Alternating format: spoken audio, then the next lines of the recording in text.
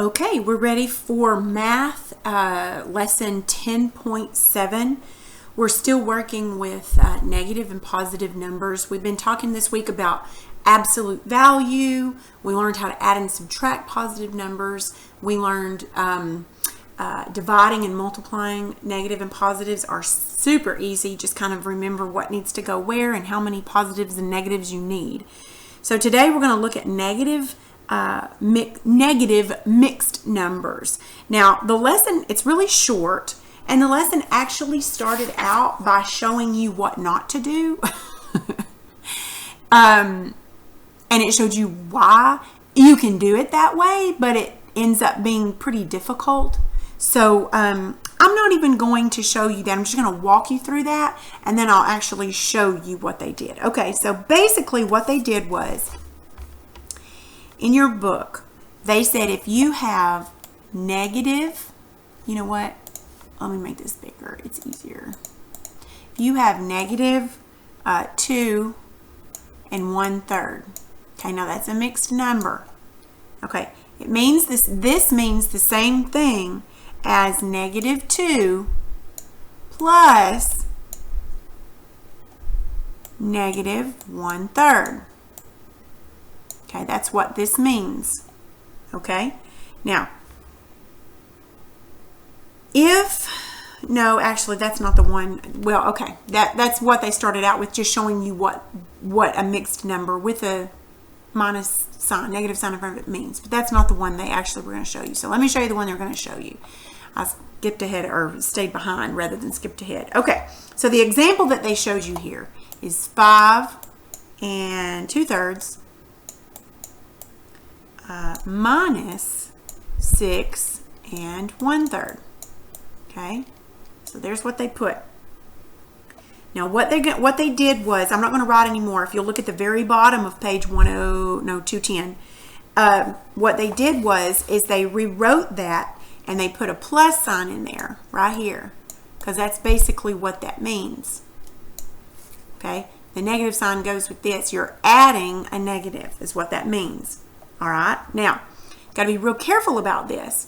What they want you to do first is they want you to add these whole numbers here. So it's actually 5 plus a negative 6. They didn't put it in parentheses, but I am, which actually gives you a negative 1. Now, if you subtract the fractions, it's 2/3 plus your negative 1/3, which gives you 1/3. It gives you a positive. Okay? Now, how are you going to put this negative whole number with a positive fraction? Well, that's where we run into the problem, because here we have to do some changes. So, because you'd want to write the answer by saying, well, this is what it is, but that's not the case, because that's saying that they're both negative, and that's not the case, because one's negative and one's positive. So basically what you would have to do is you would have to add 1/3 plus the negative 1.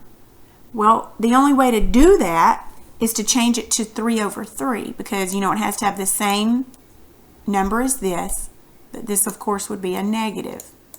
Now, notice this is the same as this.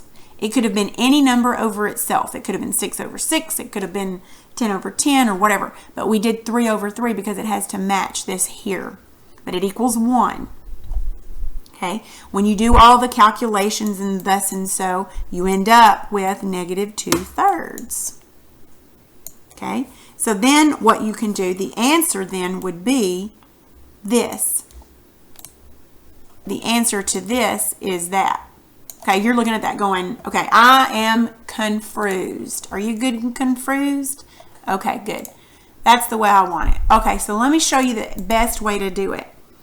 Change those mixed numbers into improper fractions. That's all you got to do. So we started out with 5 2/3 plus, I put these in parentheses, it makes it easier, plus 6 1/3, negative 6 1/3.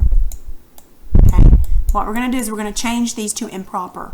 Remember, 3 times 5 is 15, plus 2 would be 17 thirds.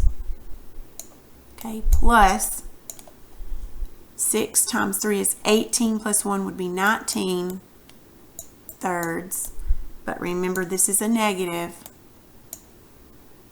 equals, when you do 17 plus negative 19, that gives you 2, or negative 2. These are going to be negative. And then this right down here is going to give you 3, because of course we keep the same number. Now this negative sign means, you know, it's like this. I can't hardly write it on here so there. That's the best way to do it. That's a lot less writing and figuring, isn't it? If you just change the mixed number into improper and then do the calculations. I don't even know why they didn't just tell you to do that in the first place, but they didn't. So anyway, that's basically all you do. Now, the keeping perspective, take a look at that right quick. Negative numbers and force. Force is basically the name we give to describe, loosely speaking, a push or pull on an object. When we throw a ball, our arm gives the ball a certain force that sends it flying through the air. It falls eventually, however, because gravity is also pushing and pulling on it, sending it down toward the earth. Understanding and measuring force helps us work with moving objects, design devices to lift objects, and all those kinds of things.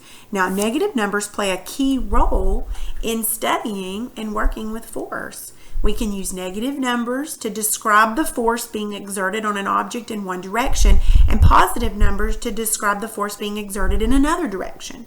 For example, when you try to push a box along a carpeted floor, the carpet is exerting resistance against your push.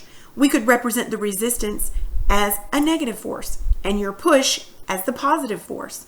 The picture shows the forces in pounds, abbreviated LB.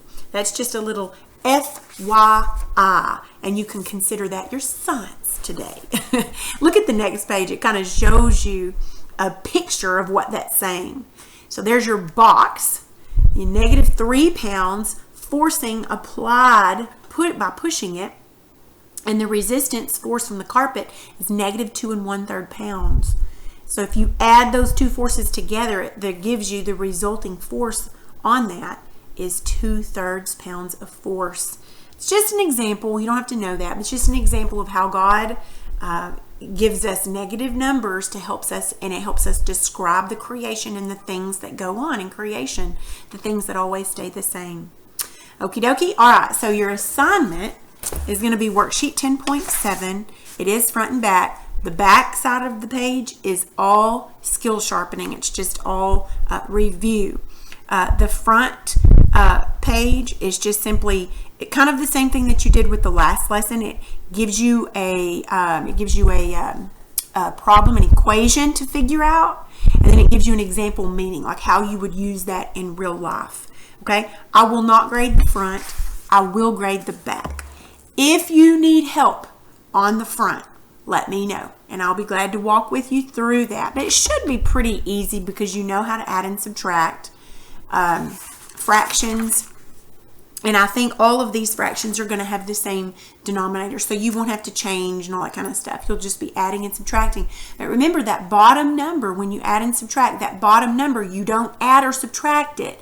It just comes over and stays there. You'll just be adding or subtracting the top numbers.